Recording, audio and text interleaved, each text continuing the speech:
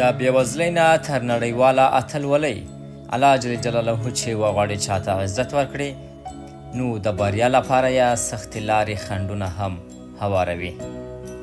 له نن څخه 18 کاله وړاندې د ماشومانو لپاره د ملګرو ملتونو وجیز صندوق یونیسف د مرستو راټولولو یو پروګرام جوړ کړی و.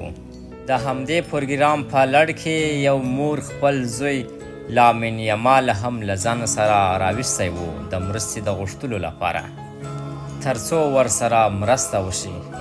هغه مهال د نړۍ د فوټبال ځوان ستوری لیونل میسي له خپلو ملګرو ترڅنګ د ماشومانو کورنیو سره یې وکتله.